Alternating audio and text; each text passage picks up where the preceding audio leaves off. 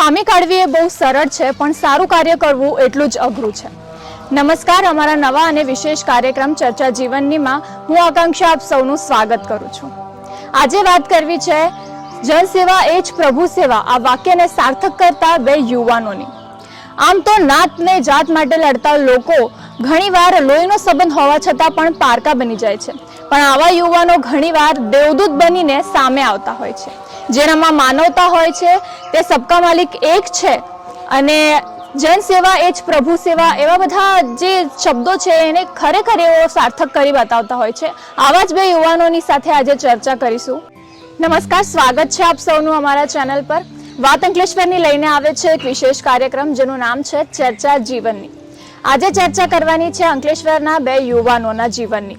જનસેવા અને પ્રભુ સેવા ચેરિટેબલ ટ્રસ્ટના બે સભ્યો જગમોહનભાઈ અને રજનીતભાઈ આપણી સાથે જોડાઈ ચૂક્યા છે.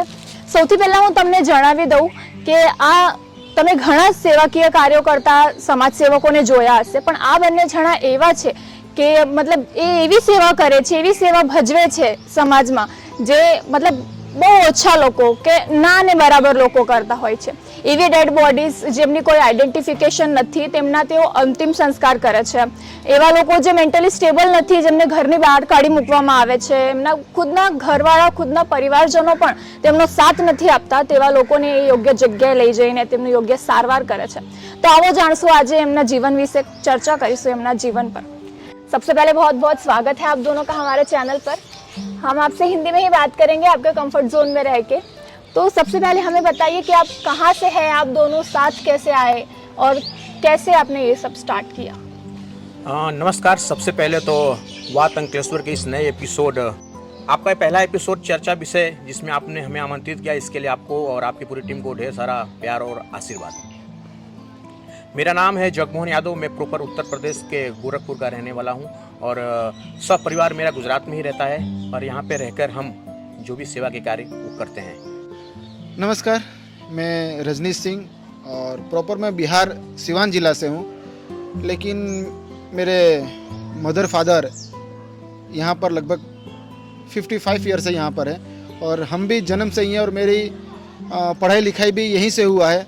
आपके अंकलेश्वर के आदर्श स्कूल में मैंने 4 साल पढ़ाई किया है और 1 से लेकर 7 तक हमारे संजाली गांव में हमने प्राथमिक शाला में अभ्यास किया. 8, 9, 10 खरोड़ हाई स्कूल में किया और 2 साल ITI दहेज के मेहगाम में किया और 2 साल कॉलेज MK में किया. और सेवा कार्य पिछले जब मैं 13-14 साल का था तब से मैं सेवा कार्य कर रहा हूँ और आज आप लोग देख ही रहे हैं और हम अपने आप को सौभाग्य मानते हैं कि बात अंकलेश्वर की हमें और हमारे कार्य से प्रसन्न कर हमें इस लायक समझा कि आज इस पहले ही एपिसोड में हमें आमंत्रित किया. तो इसके लिए हम और हमारी टीम पूरी बात अंकलेश्वर को हम धन्यवाद करते हैं कि जो हमें इस एपिसोड में बुलाया. जी, लेकिन हम आपको बुलाने का एक हमारा स्पेशल मोटिव है, क्योंकि आप लोग जो काम कर रहे हो वो कोई नॉर्मल एक्टिविटी है नहीं, ठीक है. तो हम जानना चाहेंगे, हमारे दर्शकों को भी बताना चाहेंगे कि ये सब स्टार्ट कहाँ से हुआ, आपने कैसे स्टार्टअप किया, कहाँ से स्टार्टिंग हुई इस चीज़ की. देखिए, जब आपने पूछ रहे कहाँ से स्टार्टअप किया, तो एक मैं आपको बता दूं कि हमारे एक अंदर भावना थी कि हमें सेवा कार्य करना है. आपने देखा जब कोरोना काल जब यहाँ पर आया था और जब फर्स्ट लॉकडाउन लगा था, तो जब लोग जैसे कोई जुर्म करते हैं और लोग कैद खाने में रहते हैं, उस तरह अपना पूरा देश पूरा विश्व हो चुका था. लेकिन जब लोगों को तकलीफ़ें आई, लोग कोरोना काल में जब उनकी डेथ होती थी तो उनके अपने उन्हें छूने से मना कर देते थे. लोगों को ऑक्सीजन की ज़रूरत थी, लोगों को खाने की ज़रूरत थी. और उस टाइम जब हमारे जो फ़ोन कॉल थे, मैसेज थे, उस पर हज़ारों की संख्या में मैसेज आ रहे थे, कॉल आ रहे थे कि हमें आपकी मदद की ज़रूरत है. तब हमने प्रशासन से बोला कि हम आपकी मदद करना चाहते हैं, आपके साथ रहकर हम लोगों की मदद करना चाहते हैं, तो आप प्लीज़ आप अपने साथ हमें जोड़िए और हमें सेवा करने का मौका दीजिए. तो यहाँ के प्रशासन ने भी हमारा सपोर्ट किया था और हमें परमिशन दिया कि ठीक है, चलिए आप लोग भी सेवा कीजिए. तो उस टाइम में जब लोग जब अपने परिवार का अंतिम संस्कार करने से मना करते थे, छूने से मना करते थे, ऐसी कई डेड बॉडियाँ थी कि जिनका अंतिम संस्कार हमने खुद कोरोना काल में भी किया है. और भरूच में जो कोविड स्मशान था वहाँ तक पहुँचाने भी हमने मदद किया है. वहाँ से ही हमने ये स्टार्ट किया था. अच्छा जी, लेकिन आप दोनों का मिलना कैसे हुआ, मतलब? एक राजनीतिक सभा होती है, उस सभा में मेरे बड़े भाई भी वहाँ रहते हैं और हम दोनों की वहाँ मुलाकात होती है और वहाँ बताया जाता है कि मतलब वहाँ के जो बड़े लोग रहते हैं वो बताते हैं कि एक आपके ही आप यूपी और बिहार के एक भाई हैं जो सोशल वर्कर हैं और बहुत अच्छे सोशल वर्कर हैं। तो उनसे मेरी बातचीत हुई और मैंने भी उन्हें कहा कि मुझे भी एक सेवा का एक अवसर दीजिए, और उसके बाद से हम दोनों भाई साथ हो गए और वहाँ से हमने ये सेवा के कार्य शुरू किए। जी, आपको मतलब मोटिवेशन कहाँ से आता है इस चीज़ के लिए? आपको जब आपने स्टार्टअप किया तो मतलब क्या थिंकिंग रखी थी आपने कि कहाँ तक ये हो सकता है, मतलब प्रेरणा आपकी क्या थी? जी, हम लोग गरीब परिवार से हैं। आज भी हमारा 2 गज का घर है यहाँ पर। इससे पहले हम भाड़े पे ही रहते थे, लेकिन कहते हैं ना कि कुछ ना कुछ जेनेटिक होता है। एक बार की बात है, मेरे पिताजी मुझे बताते हैं कि 1998 में हमारे उत्तर प्रदेश में एक बहुत बड़ा बाढ़ आता है। तब मेरे पिताजी भी यहीं पे थे, और लेकिन गांव से फ़ोन आता है और बताया जाता है कि गांव में बहुत ज़बरदस्त बाढ़ आ गया है और आपको आना है। और मेरे पिताजी यहाँ से जाते हैं और वहाँ के लोग मुझे ऐसा बताते हैं कि उस गांव की जितने भी गाय थी, हम लोग पशुपालन के लोग हैं, तो पूरे गांव की उन्होंने भैंस को जान बचाई थी उस बहुत बड़े, मतलब 98 की बहुत बड़ी बाढ़ थी। तो कहीं ना कहीं जेनेटिक है तो ही हम लोग ये सब कर पा रहे हैं। जी जी, बिल्कुल ज़रूर। और कितना टाइम हो गया होगा आपके ट्रस्ट को चलाते हुए आपको? हमारे ट्रस्ट को तकरीबन 2 साल पूर्ण हो चुके हैं। 2022 8 मार्च को हमने इस संस्था का रजिस्ट्रेशन करवाया था, जिसका हमने नाम रखा जन सेवा ही प्रभु सेवा चैरिटेबल ट्रस्ट। तो इसके लिए मतलब आप जो सारे काम करते हैं, जो भी मतलब कार्य करते हैं समाज सेवा के, और जो अंतिम संस्कार को लग के भी जो सारे कार्य हैं, उनमें जो शुल्क लगता है, जो भी भुगतान होता है, उसका मतलब शुल्क कहाँ से आता है उसके लिए? जी हाँ, देखिए सबसे पहले तो कोई भी काम की शुरुआत घर से की जाती है। तो मैं और हमारे भाई जब हमने वो शुरुआत किया था तो लोगों के ऊपर विश्वास दिला पाना इतना आसान नहीं था, तो जिससे हमने घर से शुरुआत किया, जिसके बाद लोगों ने हमारे कार्य को देखा। और आज से 1 साल पहले हमारे फेसबुक पेज पे तकरीबन सिर्फ 5000 फॉलोवर थे, लेकिन हमारा एक वीडियो अंतिम संस्कार का ही जो वायरल होता है, तकरीबन 28 मिलियन लोग उसे देखते हैं। और उस दिन से लोगों को जब पता चलेगा कि हमारी संस्था लावारिस डेड बॉडी का अंतिम संस्कार करती है, तो लोग धीरे धीरे फ़ोन करके बताने लगे कि ऐसा कोई भी कार्य हो तो आप हमें संपर्क करिएगा। और जिसके बाद उस दिन से आज तक कभी भी हमें किसी बात की तकलीफ़ नहीं हुई, और लोग मदद आज भी करते रहते हैं हमें। जी, लेकिन ये सब पार्ट, बट घर से कुछ ज़रूर रिस्ट्रिक्शंस हर किसी के, दोनों से पूछना चाहूँगी क्योंकि प्रॉब्लम्स तो ये आती ही है। हम आज सामने घर अगर किसी को थोड़ा सा दूध भी दे दे तो भी उसका ये रहता है, मतलब कर्ज रहता है। तो फिर घर वाले आपको ये कार्य करने में मतलब कभी रोक टोक ऐसा कुछ घर से? देखिए, कोई भी माँ बाप तो नहीं चाहेगा कि मेरा बेटा ये कार्य करे, और रोक टोक तो आज भी हमें है और अभी भी है। लेकिन कहीं ना कहीं जो हमें प्रेरणा मिली है वो हमारे माँ और पिताजी से ही मिली है, क्योंकि हमारी माँ भी एक सेवा कार्य करती थी। और जब हम छोटे थे तो हमारे घर पे अगर कोई कुछ मांगने आ जाता था तो मेरी माँ उसे कभी ना नहीं कहती थी, भले भूखी रह जाएगी लेकिन उनकी सेवा करेगी। तो आज हम जो भी मैं कर रहा हूँ या जो आप देख रहे हैं सोशल मीडिया पे, वो सब कुछ मेरी माँ का आशीर्वाद है और उनके कार्य से मैं ये कार्य कर रहा हूँ। और आज भी मैं आपको बता दूँ कि मेरे 3 बेटे हैं, और मेरी धर्मपत्नी भी मुझे कई बार टोकती है कि आप ये सब काम कर रहे हैं, बच्चों पर क्या प्रभाव पड़ेगा, लोग क्या बोलेंगे। तो मैंने उसको सिर्फ यही बात बोला कि देखिए, लोग क्या बोलेंगे, बच्चों पर क्या प्रभाव करेंगे, वो हमें नहीं देखना है। हम कोई चोरी नहीं कर रहे हैं, किसी के घर में डकैत नहीं कर रहे हैं, कोई खराब काम नहीं कर रहे हैं कि लोग क्या कहेंगे, और हम वही कर रहे हैं जो भगवान हमें करवा रहे हैं। और देखा जाए तो जिसका कोई नहीं है, और भगवान भी कहते हैं कि लोगों की सेवा ही मेरी सेवा है। भगवान ने कभी ये नहीं कहा कि आप हमारी सेवा करो, भगवान ने भी यही कहा है, गीता में भी यही लिखा है, कुरान, बाइबल, हर एक धार्मिक पुस्तक में यही लिखा है कि लोगों की सेवा ही भगवान की सेवा है। भगवान ने जो हमें जन्म दिया, जो मानव जीवन दिया है, वो लोगों की सेवा करने के लिए है, और वही हम कर रहे हैं। जी, बहुत। लेकिन आप अगर आपको और लोगों में अवेयरनेस लाना हो, क्योंकि ये थिंकिंग जो आप फिलहाल रख रहे हो, बहुत रेयर पर्सन्स होते हैं जिनकी ये थिंकिंग होती है, हर कोई इस तरह से नहीं सोचता है। आप मतलब ऐसा क्या करना चाहोगे कि जिससे हर एक इंसान की, मतलब हम हर एक किसी की मेंटलिटी नहीं बदल सकते, बट इसका परसेंटेज रेट बढ़े, लोगों में जागृति आए इस बारे में, इसके लिए क्या कहना चाहोगे? देखिए, एक इंसान पूरी दुनिया नहीं बदल सकता है, लेकिन एक इंसान, एक व्यक्ति का जीवन अवश्य बदल सकता है। तो एक व्यक्ति अगर एक व्यक्ति का जीवन बदलने का प्रयास करे तो हमारा देश एक जो चिड़िया की आज से कुछ साल पहले जो चिड़िया की सोना खाती थी, वापस हमारा देश सोने की चिड़िया कहलाएगी और कहलाती भी है। तो मैं यही आज के जो पीढ़ी के जो लोग हैं, जो नौजवान, में उन्हीं से ये कहना चाहता हूँ कि आप लोग व्यसन से दूर होइए और जो हम कार्य करो उससे मोटिवेशन होकर आपको जो हम कार्य करो देखिए, और आप लोग भी आगे आइए। कुछ नहीं, जिस तरह आप आगे आएंगे ऑटोमेटिक भगवान आपकी मदद करेंगे, और जो कार्य हम कर रहे हैं आप भी करिए। यही मैं आज के जनरेशन के लोगों से मैं कहना चाहता हूँ। जी बिल्कुल श्योर, बहुत बड़ी बात कही आपने ये कि आजकल का जो यूथ है उनकी तो ये समझ के बिल्कुल परे है कि समाज सेवा, मतलब ऐसा नहीं बोल सकते कि बिल्कुल ही परे है, बहुत रेयर होते हैं। जैसे कि आप भी तो हो, आप भी तो यूथ में ही होंगे, और आप भी जब आपने स्टार्टअप कुछ सोचा होगा, थिंकिंग होगी, होता है ये। बट इसी के साथ साथ जैसे कि आपने पहले भी मुझसे कहा कि प्रशासन ने भी आपकी मदद की, और आप क्या प्रशासन से मतलब चाहते हैं, या फिर आपके एक्सपेक्टेशंस कुछ होंगी उनसे कि सरकार की तरफ से भी कुछ होना चाहिए इस बारे में? जी बिल्कुल, बहुत ही अच्छा सवाल आपने किया है। और एनी टाइम हमारे प्रशासन का हमें सहयोग रहता है, सपोर्ट रहता है। और जो भी कार्य जो आपने हम जो ये मृतदेह का अंतिम संस्कार करते हैं तो प्रशासन ही हमारा संपर्क करती है। और अगर हमारे पर कोई कॉल आता है तो कि यहाँ पे डेड बॉडी लावारिस अवस्था में पड़ी है तो हम प्रशासन का संपर्क करते हैं, और प्रशासन को अगर कोई डेड बॉडी मिलती है तो प्रशासन अंतिम संस्कार के लिए वो हमें सौंपती है जब उनका परिवार नहीं मिलता है तो। और मैं यहाँ के प्रशासन से एक हमारी मांग है, लोगों से मांग है कि अभी हमें एक आश्रम की ज़रूरत है। तो अगर कोई कुछ डोनेट करना चाहता है तो हमें लगभग 4 से 5 बीघा ज़मीन की ज़रूरत है, कि जहाँ पर हमारे को उद्देश्य यह है कि एक हम वहाँ पर आश्रम बनाएं, और जहाँ पर जो बेसहारा जो घर से लोगों को जब निकाल दिया जाता है तो रोड पर रहने लगते हैं और उन्हें रहने का एक आश्रय नहीं मिलता है, तो हमारा एक सपना है, हम उसे पूरा करना चाहते हैं। और यहाँ पर प्रशासन की भी हमें सहयोग की ज़रूरत है, लोगों की भी सहयोग की ज़रूरत है। तो हमें सबसे पहले एक ज़मीन की आवश्यकता है जहाँ पर हम उनके लिए आश्रम बना सके और ऐसे लोगों को वहाँ पर रख सके जिनका कोई नहीं है।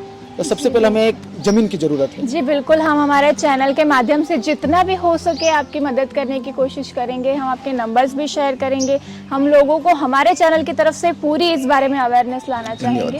सर, आखिरी में एक सवाल दोनों से पूछना चाहूँगी, अगर पब्लिक को आपको मैसेज देना होगा, आप क्या मैसेज देंगे इस बारे में? बस पब्लिक से हम यही कहेंगे कि अगर आप कुछ नहीं कर सकते हैं, कुछ नहीं कर सकते हैं, तो हम जैसे सामाजिक कार्यकरों को आप सपोर्ट कीजिए, मदद कीजिए, सहयोग कीजिए।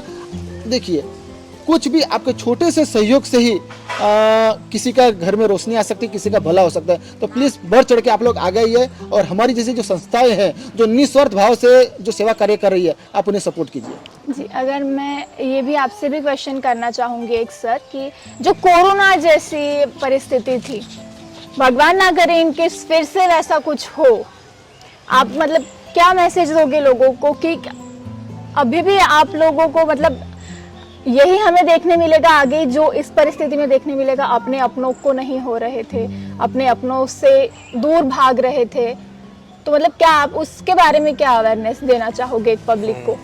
जी देखिए कि ये सोशल मीडिया का ज़माना है। एक छोटी सी बात को अगर जो बड़ी करनी है तो उसमें सोशल मीडिया का एक बहुत बड़ा योगदान है।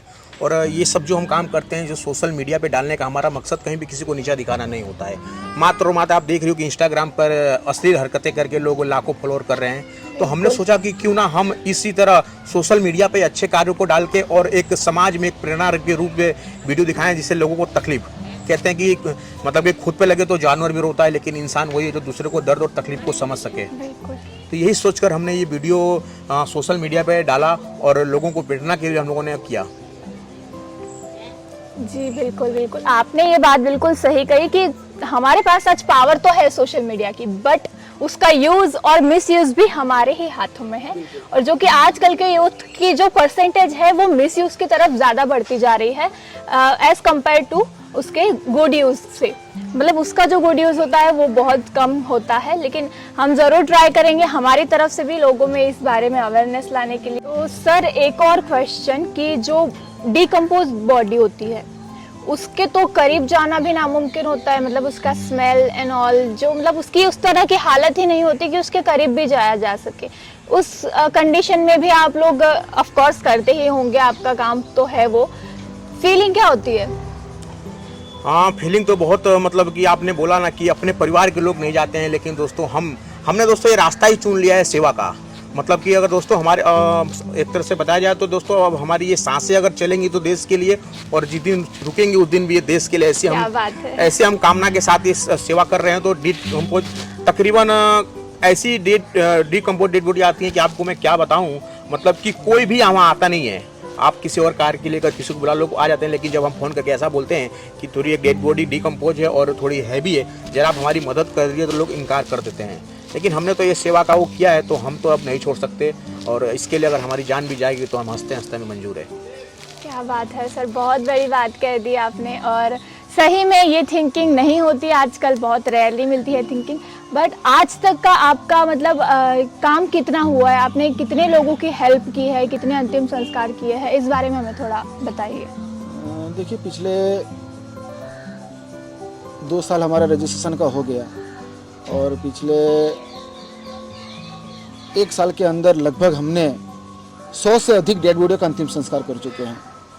और आपने पूछा कि दिक्कतें आती हो, कि दिक्कतें ऐसी ऐसी डेड बॉडियाँ आती है जो 15-15, 20-20 दिन की डेड बॉडियाँ रहती है। और हमने तो ऐसी डेड बॉडियाँ उठाई है कि सिर्फ उनके हड्डी रहते हैं, हमें तो पहचानने से भी नहीं आता है कि जेंट्स है कि लेडीज है। ऐसी ऐसी डेड बॉडी का हमने अंतिम संस्कार किया है। और जिस तरह मेरे छोटे भाई ने कहा कि हम अगर किसी की हेल्प लेना चाहते हैं तो लोग सीधे मना कर देते हैं, नहीं आते हैं। तो खुद जैसे तैसे करके हम और हमारे भाई, आप लोगों ने हमारे वीडियो में देखा होगा कि उठाने वाले भी हम 2 भाई रहते हैं और उनका अंतिम संस्कार करते हैं। और पिछले 1 साल के अंदर लगभग 30 से 40 हमने रेस्क्यू किए हैं जो रोड पर भटकते हैं ऐसे लोगों का। और अभी तक हमने 15 से 20 लोगों का परिवार मिलाप कराया है। उड़ीसा, झारखंड, MP, गुजरात में भी सौराष्ट्र के कई लोग थे, ऐसे परिवार मिलाप हमने करवाया है। आज से 2 दिन पहले ही अभी एक माँ जी को उनके यूपी प्रयागराज से उनकी माँ को मार कर भगा दिया गया था, घर से निकाल दिया गया था। और कल ही हमने उनका परिवार मिलाप कराया है, उनके बेटे को समझाया, और वो भी प्रयागराज से आए और अपनी माँ को लेकर गए। जी, बहुत ही अच्छा कार्य आप लोग जो समाज के लिए कर रहे हैं, ये सब बहुत ही हमें आपके साथ बातचीत करके भी बहुत अच्छा लगा, और आपके बारे में हमें जानकर भी बहुत अच्छा लगा। हम आशा करते हैं हमारी जनता को भी ये उतना ही पसंद आए। और आपके लिए और एक बात और हम कहना चाहते हैं, आपके बात अंकलेश्वर के माध्यम से कहना चाहते हैं, अपने दर्शकों को हम कहना चाहते हैं आपके माध्यम से, आपके चैनल के माध्यम से, कि दोस्तों हम जो कार्य कर रहे हैं सब कुछ आप लोगों का प्यार और आशीर्वाद है, और आप लोगों का ही सहयोग है। अगर आप कुछ भी हमारी संस्था को सहयोग करना चाहते हैं तो हमारे दिए गए टेलीफोन नंबर पर आप सीधे संपर्क कर सकते हैं। क्योंकि देखिए, अगर हर इंसान अपने पॉकेट मनी से सिर्फ 1 रुपया भी अगर देता है ना, तो वो 1 रुपया भी हमारे लिए लाख के बराबर है। तो प्लीज़ आप लोग अपने पॉकेट मनी से जो मिस यूज कर रहे हैं वो ना करके, हमारी जैसे अनेकों संस्थाएं जो लोगों की मदद कर रही है, ऐसे लोगों की आप मदद कीजिए।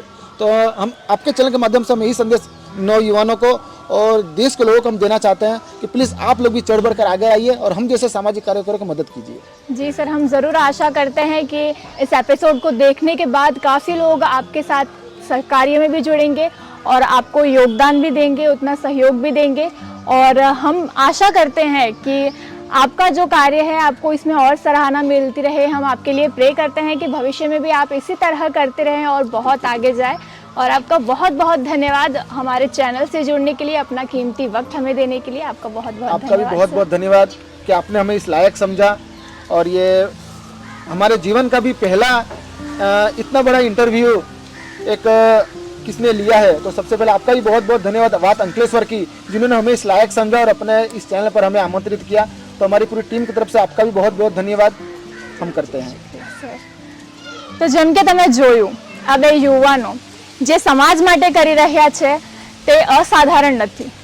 તમે પણ વિચાર કરી શકો છો આ બાબત પર, તમે પણ સમજી શકો છો આ બાબતને। જે સમય, જે પૈસા, જે કંઈ તમે જે વ્યર્થ કરી રહ્યા છો આજના સમયમાં બહુ જરૂર છે। જરૂરિયાતમંદને આપવામાં, જરૂરિયાતમંદની મદદ કરવામાં બહુ કંઈ રાખેલું છે। એટલે તમે પણ જરા વિચાર કરજો। અમે આમનો નંબર શેર કરીએ છીએ। એમણે જે સહાય માંગે છે, તમારાથી જે કંઈ સહાય થાય તે તમે કરી શકો છો। અને આવા જ નવા કાર્યક્રમો અને નવા મહેમાનો સાથે અમે ફરી હાજર રહીશું। તમે જોતા રહો વાત અંકલેશ્વરની।